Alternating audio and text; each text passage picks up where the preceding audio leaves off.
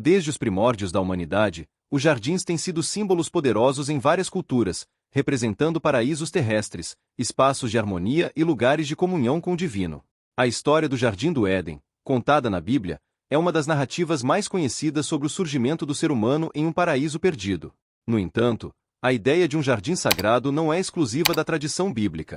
Diversas culturas antigas possuíam mitos e lendas que evocavam paisagens semelhantes, com árvores da vida, rios abundantes e a presença divina. Hoje, vamos explorar essas histórias e como elas podem ter influenciado a redação do Gênesis. No texto bíblico do Gênesis, capítulos 2 e 3, o Jardim do Éden é apresentado como um lugar onde a criação divina culmina, com Adão e Eva habitando em um estado de perfeição e inocência. A representação do Éden não é apenas de um espaço físico, mas também simbólico, refletindo uma condição humana pré-queda, em que a harmonia existia entre Deus, o homem e a natureza. Teólogos apontam que o jardim é um tipo de microcosmo do universo, onde todas as coisas estão em ordem, refletindo o plano perfeito de Deus. A questão da árvore do conhecimento do bem e do mal é tema de muitos estudos. No simbolismo da árvore, estudiosos como Paul Ricoeur veem uma metáfora para a consciência moral e o dilema existencial humano entre obediência e transgressão. A perda da inocência ao comer do fruto proibido também se conecta com tradições de perda da imortalidade, observadas em outras mitologias do Oriente Próximo. Além disso, a presença dos 4 rios que irrigam o jardim, Pishon, Gion, Tigre e Eufrates, conecta o Éden geograficamente ao crescente fértil, uma área historicamente significativa, que inclui Mesopotâmia e regiões adjacentes.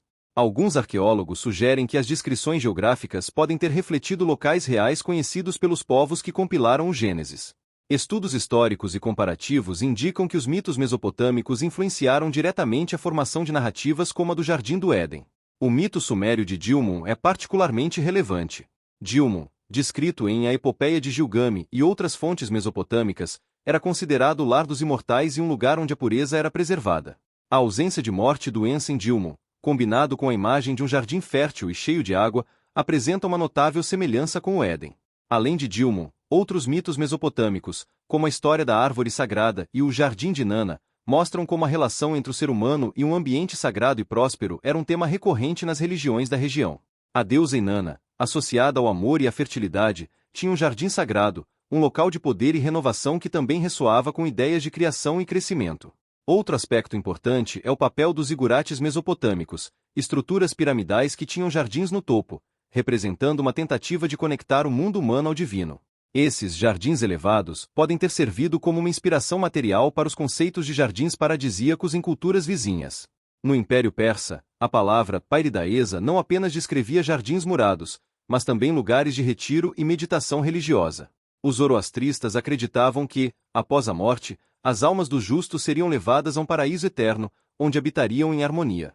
Esse paraíso celestial, um jardim imaculado e exuberante, era um reflexo da visão dualista zoroastrista, onde o bem e o mal lutavam pela supremacia no cosmos. O conceito de jardim como um símbolo do paraíso após a morte pode ter influenciado profundamente as tradições judaicas durante o exílio na Babilônia. A ideia de um lugar reservado para os justos ecoa não apenas no Jardim do Éden, mas também no conceito posterior do Jardim do Paraíso no pensamento cristão, que representa a recompensa celestial. Esse intercâmbio cultural entre persas e hebreus pode ser visto na evolução de conceitos como o céu e o inferno. Além disso, estudos etimológicos mostram que o termo paraíso foi absorvido pelo grego antigo e, posteriormente, pelas tradições cristãs e islâmicas, demonstrando a longa trajetória de influência da cultura persa sobre a linguagem e a simbologia de jardins sagrados. O mito das Hespérides exemplifica a visão grega de jardins como locais de imortalidade e proteção divina. As maçãs douradas do jardim concediam a vida eterna, mas eram guardadas por forças sobrenaturais, o que cria um paralelo com o Éden, onde a árvore da vida também promete imortalidade, mas é inacessível após a queda de Adão e Eva. A presença de dragões ou serpentes como guardiões do sagrado, tanto no mito das Hespérides quanto no Éden, aponta para uma possível transmissão de mitos entre culturas. O simbolismo da serpente como uma figura de tentação e guardiã de segredos é uma constante em várias tradições mitológicas, incluindo Gênesis, onde a serpente desempenha um papel central na queda do homem. Estudiosos como Joseph Campbell identificam padrões mitológicos recorrentes em várias culturas, sugerindo que esses símbolos, árvores, serpentes e jardins, representam arquétipos profundos na psique humana, associados à vida, morte e renascimento. Os jardins sagrados na tradição egípcia estão intimamente ligados ao ciclo da vida, morte e renovação, particularmente no contexto da adoração a Osíris. Osíris era frequentemente representado como um deus da vegetação e fertilidade, e sua ressurreição após a morte era simbolizada pela renovação anual das colheitas. Assim, os campos verdes onde os justos habitariam após a morte no Dua, o submundo egípcio, espelhavam os ciclos naturais de vida e morte observados ao longo do Nilo. O Nilo, assim como os rios do Éden, era visto como uma fonte de vida que nutria não apenas a terra, mas também a espiritualidade egípcia. Os jardins que acompanhavam as tumbas reais e templos eram uma forma de trazer o divino para a terra, criando uma conexão tangível entre o mundo dos vivos e o mundo dos mortos. A fusão de ideias entre as culturas do Oriente Próximo, incluindo Mesopotâmia, Pérsia, Egito e Grécia, sugere que o autor ou compiladores do Gênesis estavam imersos em uma rede complexa de mitos e crenças que moldaram a narrativa do Éden. A crítica literária bíblica destaca que o Gênesis combina múltiplas tradições, refletindo as camadas históricas de desenvolvimento do pensamento hebraico. As influências externas, portanto, são evidentes em vários elementos do texto, como o uso de símbolos universais, árvores, rios, serpentes e jardins, que têm ressonância em culturas diversas. Além disso, o conceito de jardim sagrado no Gênesis pode ser visto como uma forma de estruturar a teologia hebraica em torno de uma cosmovisão única, que, embora tenha absorvido influências externas, reformulou-as em uma narrativa monoteísta centralizada no relacionamento entre Deus e a humanidade. Esses acréscimos oferecem uma abordagem acadêmica mais detalhada sobre as influências culturais, religiosas e mitológicas que moldaram a visão do Jardim do Éden e sua conexão com outras tradições ao redor do mundo. Isso ajuda a contextualizar a narrativa dentro de uma história maior de intercâmbio cultural e simbólico. Os jardins sagrados não apenas representavam um ideal terreno de paz e harmonia, mas também um reflexo da ordem cósmica e da presença divina. Na maioria dessas culturas, o jardim sagrado funcionava como um microcosmo do universo, organizado de maneira a espelhar a perfeição divina e a regularidade dos ciclos naturais. A organização cuidadosa de plantas, árvores e rios nos jardins não era apenas uma questão estética, mas uma tentativa de imitar o equilíbrio do cosmos. Um exemplo marcante desse conceito é o Jardim de Babilônia. Embora o foco usual seja os jardins suspensos da Babilônia, que podem ter existido como uma maravilha do mundo antigo, sua construção e organização também carregavam um simbolismo profundo. O rei Nabucodonosor II, que supostamente ordenou sua construção, via os jardins como uma manifestação terrena da ordem divina. Os rios artificiais que corriam pelos jardins eram uma lembrança constante dos rios que, na mitologia babilônica, traziam vida e fertilidade ao mundo. Através dessa ótica, vemos que os jardins sagrados eram uma representação do que Mircea Eliade, famoso estudioso de religiões comparadas, chamava de Axis Mundi, o centro do mundo, o ponto onde o céu e a terra se encontram. A árvore da vida, encontrada em tantas tradições, não era apenas uma árvore. Ela simbolizava a ligação entre o reino mortal e o divino. No Jardim do Éden, essa árvore tinha o poder de conceder a vida eterna, refletindo o desejo humano de transcender a mortalidade. Da mesma forma, nas culturas mesopotâmicas, gregas e egípcias, o jardim era um espaço onde os deuses podiam interagir com os humanos, simbolizando a conexão entre o mundano e o sobrenatural. Os jardins e a ideia de restauração espiritual. A imagem do jardim sagrado também está fortemente associada à ideia de restauração espiritual e renovação. Em muitas culturas antigas, esses jardins não eram apenas refúgios de paz e beleza, mas também espaços onde os indivíduos poderiam se reconectar com suas origens divinas e buscar a cura, tanto física quanto espiritual. Na tradição zoroastrista, o conceito de Paridaesa não era apenas um local físico, mas também um estado de perfeição que seria restaurado no fim dos tempos.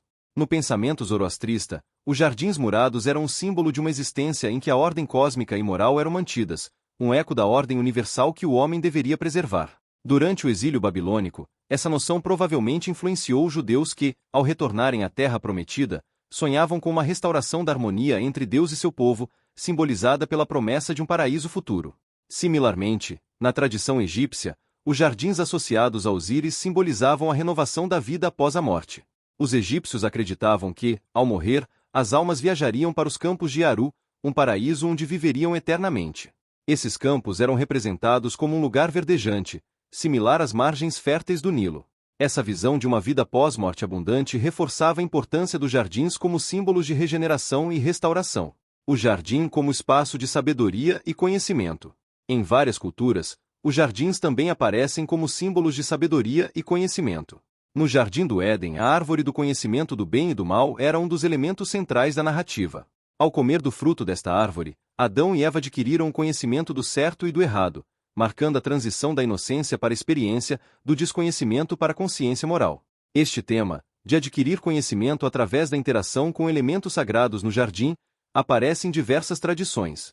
Por exemplo, no mito grego, o Jardim das Hespérides era guardado pelas ninfas e continha as maçãs douradas que concediam imortalidade, um símbolo de um conhecimento superior e inalcançável para os mortais comuns. O herói Hércules, que buscava essas maçãs como parte de seus 12 trabalhos, representa a busca heroica por sabedoria e imortalidade, um esforço para transcender as limitações humanas. Esses jardins, portanto, também representavam a busca humana pelo entendimento e pela conexão com as verdades mais profundas do universo. Eles eram tanto um símbolo do paraíso perdido quanto do conhecimento potencialmente perigoso que esse paraíso poderia conceder.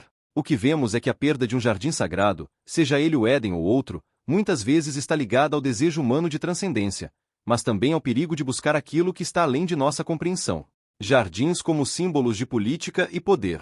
Além de serem símbolos de divindade e espiritualidade, os jardins sagrados também funcionavam como demonstrações de poder político e cultural. Governantes ao longo da história, especialmente na antiguidade, usaram jardins não apenas como espaços de contemplação espiritual, mas também como símbolos tangíveis de sua capacidade de controlar a natureza e, por extensão, o cosmos.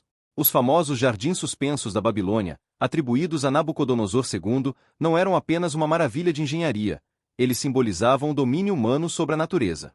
Ao trazer flora exótica e sistemas de irrigação complexos para um ambiente árido, o rei demonstrava seu poder e legitimidade divina.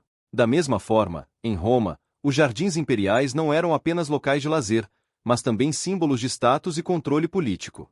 A habilidade de criar jardins exuberantes em terras conquistadas era uma demonstração de riqueza e poder, refletindo a capacidade do imperador de manter a ordem e a prosperidade. Na Pérsia, os reis aquemênidas projetavam seus jardins como representações terrenas de um reino ordenado e pacífico, onde os rios fluíam e a vida florescia. Estes jardins, chamados paradeisos, eram tão poderosos como símbolos que inspiraram a palavra paraíso nas tradições judaico-cristã e islâmica. O jardim sagrado na modernidade. Mesmo nos tempos modernos, o conceito de jardins sagrados continua a ter relevância. Em muitas culturas, a criação de parques e jardins públicos é vista como uma maneira de restaurar um senso de harmonia e paz em ambientes urbanos caóticos. O Central Park, em Nova York, por exemplo, foi planejado no século XIX como um oásis em meio ao crescente caos urbano da Revolução Industrial, proporcionando um espaço de contemplação e conexão com a natureza. Além disso, os jardins botânicos ao redor do mundo continuam a preservar a ideia de que a natureza, quando organizada de maneira harmoniosa, pode ser um espaço de renovação espiritual e mental.